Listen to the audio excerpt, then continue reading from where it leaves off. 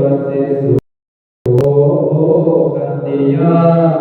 ส่วนตังภะกสารัสสิตังโสภะโวทารุภะเวสัตตมหารัสสิเรราชมัสสิสิวรตัญญาสมุทนามิจิตอภิรุณจุติยเตเสยทานบารมีหลวงประเสริฐคือว่าให้รู้เกิดกับตนเป็นทางเจ้าสถิตอยู่สำนักในสถานอันวิเศษอันยินทราธิราชวิเศษสุกามเทวบุตรลงมานิรมิตไว้แก่พระศีในทั้งสองมีแวชั่วจะโอปิมนันส่วนพระเขาชราขันเหตุตว่าพระเอาเร็วยังเก็บเกี่ยวทรงเสียคือว่าเท้าชาลีงานบุกาและหน่วยงานกันหาอาทิพาเจตาก็ได้เจ้าก็ไปสู่มันทั้งกายเอง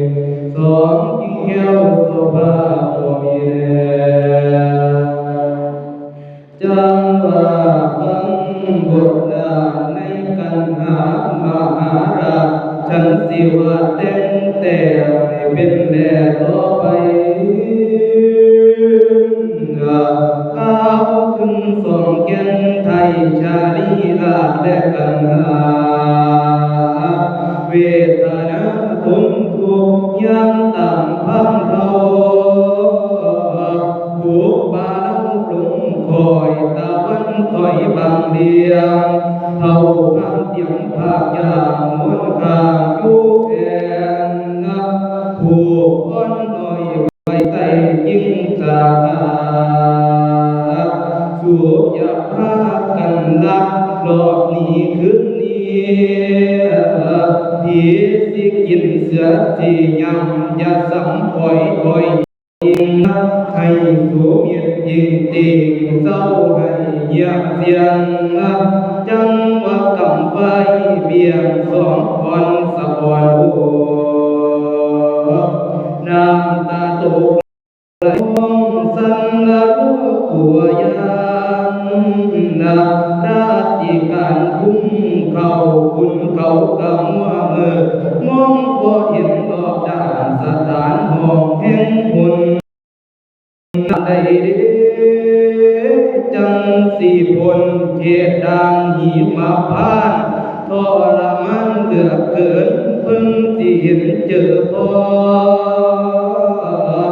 กำเฮานอกกันนาลาอานิจาภาคจากเห็น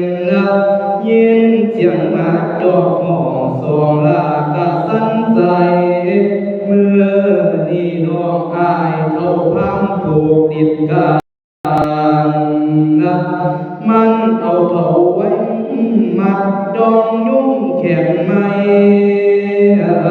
นึกกะใจพังเท่าปวดสารสงสารถูกผักบาดใจ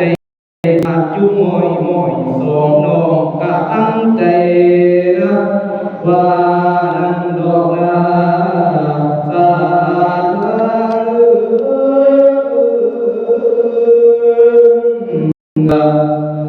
ก้าวถึงเทพทนไทยพิทักษ์ป่าสงสารเห็นผู้มันทั้งสองบ่อาจมองได้นี้ต้องเป็นจริงการปองปกป้องบ่ได้ห่างให้ตั้งโลกด่านสิผ่านพ่อก็บ่มีเทพทั้งสองท่านนี้ได้แบ่งเปลี่ยนกายาเป็นสัตตาชีไพพมัสสิมุนนองทำท่าพากันโหกหากุมันอยู่บนบอนกันหาชาลีมนผู้ไม่ป้าดอนมาแก้วเล่นเถิงทั้งเหล่าแก่มัดเปรอุ้มไว้เอาใจว่า มายืนลูกอยากว่าเก่งอย่างไปมันพันหน้าต่อก๋วยเตี๋ยวของแม่เบิ่งห้อยแซ่บาดตองสองลากะดังกันแม่นี่ให้โศกกันบิ่งแลนดอกน้ำ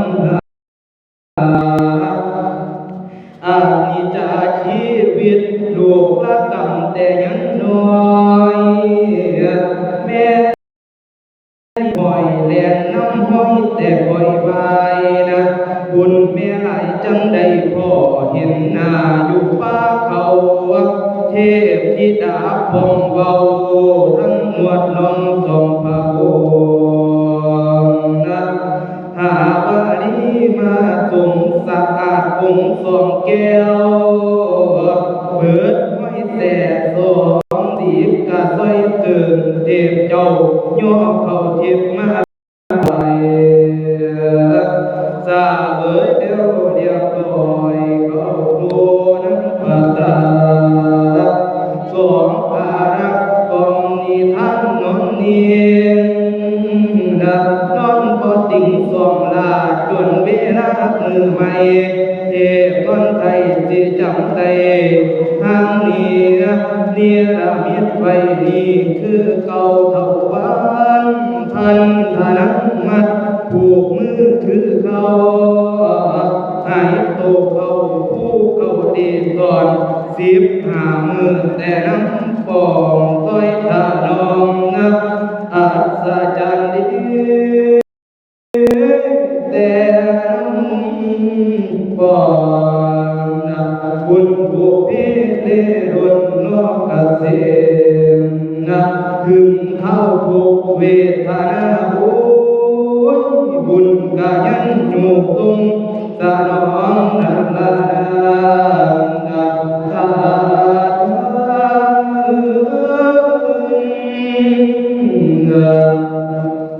นี่พี่น้องพ่อและแม่สาธุชนคนที่เคยทำบุญและบอกคุณเอาไว้แม่นมีภัยมามุ่งกับบุญคุ้มคุ้มเกษตรทุกพระเวททางสองลาได้ผ่านมาบาดนี้บ่ให้ซาสิเดิน